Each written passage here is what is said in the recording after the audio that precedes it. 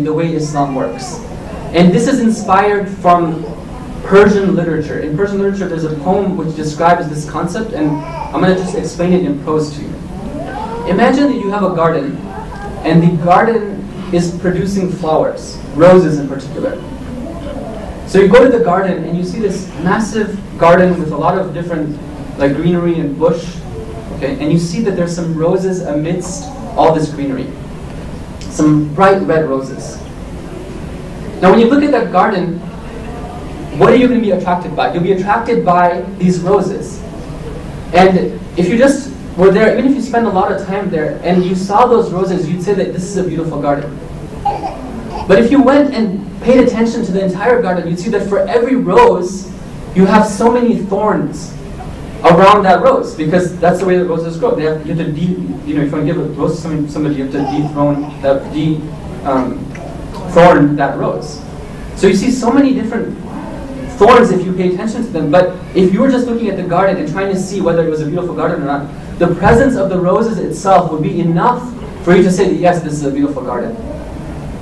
Even if you had one rose in this huge garden, but that rose was a bright, red, beautiful, luscious rose, like exactly perfect, with the perfect arrangement, and the rest of the garden was filled with thorns and just supporting bush, you'd say that yes, this is a beautiful garden.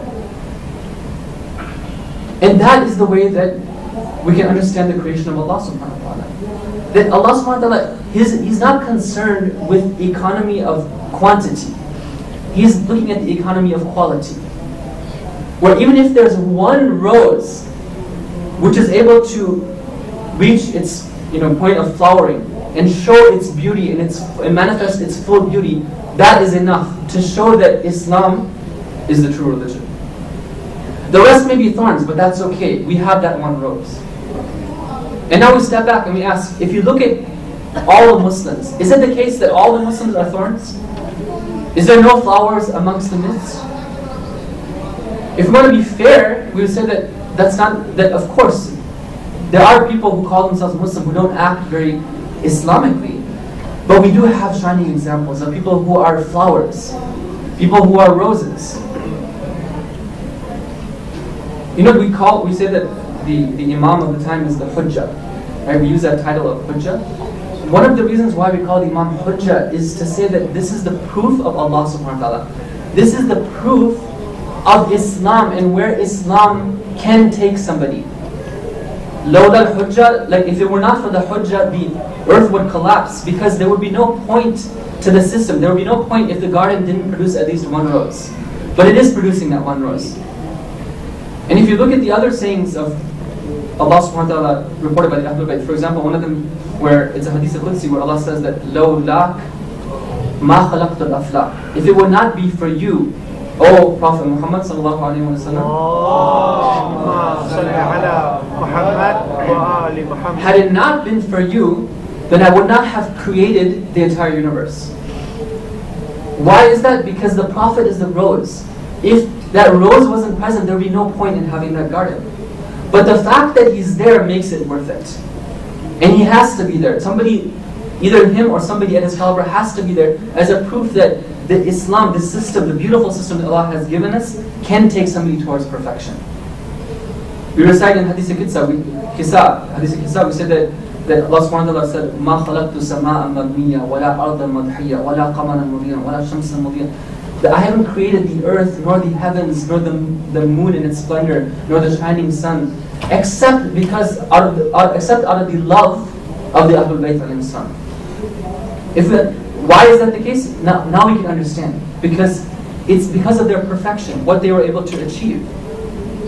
They are the roses. If it weren't for them, then you could say that the creation and all the religion, all that came in vain. But because of their presence, it shows us that no, Islam can take us towards perfection.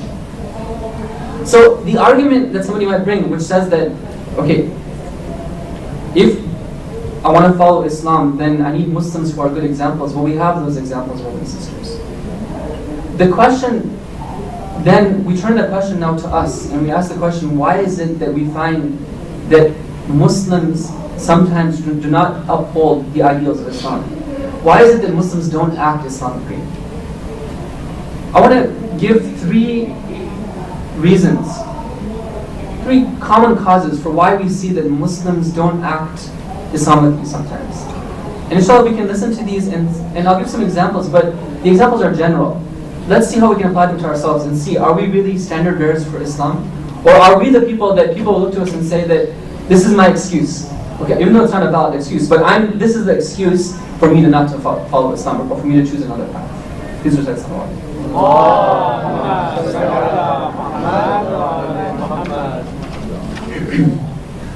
The first example, the first reason is when we find Muslims who are aware of what they have to do. They're aware of their wajibat. Okay, they do their prayers, they fast, okay, they go to Hajj once a year, whatever it may be. They do that, but they don't stay away from what's haram. Okay? And they think that they're good Muslims because they're doing their wajib duties, but because they're not staying away from what's haram, actually they're not very good Muslims. And there's a story that I want to tell you that I heard from my teachers to illustrate this, and this is a bit of a funny story, so feel free to laugh, if you like the punchline.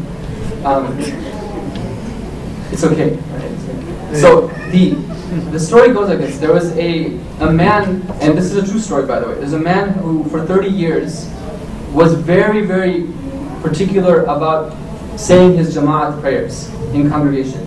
This was in Iran. And he would be there every single prayer and he'd be in the front row. 30 years. Wouldn't miss a single prayer. Now after 30 years, he's standing in the front row waiting for the Imam to say the takbir, and he has to leave the line for some reason. Okay? He goes out and he goes back in again and he realizes the prayer has started. So he rushes to get into line and get there before he misses. He doesn't want to miss the prayer. He doesn't want to miss like the first rak'ah. So he gets in line. Now on the way, he bumps into somebody. Okay, and the person he bumps into is one of these guys who's he's a veteran too. He's been there. He's there all the time. Okay, and from the outward perspective, he's somebody who's always there. He's a good worshiper, right? So he like trips it and he like kind of elbows him. Okay, so that guy, he gets a little bit hurt, and right then and there he starts swearing at him. He starts cussing him out. Okay, he's already said takbir, he said Allahu Akbar, but he starts swearing at him, and he breaks his namaz because when you start talking deliberately in prayers, then beyond one syllable, then it breaks your prayers. So he looks at him and then he just ignores him. He goes and says Allahu Akbar, he says his prayers. Later on, he goes and talks to him. He says that, brother, if you can just explain something to me. He says that, why is it that you broke your prayers to start swearing at me, and you could have just told me, and I wasn't deliberate or anything like that. So that man said that, well, you see, I had a choice there. I had a choice of continuing my prayers, or I had a choice of cussing you out. But when it comes to prayers, I can always do the qada of prayers. When it comes to cussing you out, I have to do it right then and there. Because that was the time for it. Now, this was a man who was a veteran and always there praying, on time. But when it comes to something like this, he's doing his wajibat, but he ignores the fact that he also has to prevent himself from doing something which is haram. And one of the things which is haram is swearing at other people. Now sometimes, brothers and sisters, and I particularly gear this to the younger brothers and sisters, because you can be influenced a lot when you go to school. Right? When non-Muslims see Muslims swearing, that's not impressive. And you or me might become a reason for them to say that Islam, what's with those Muslims? Swearing is not a valid thing to do in Islam. And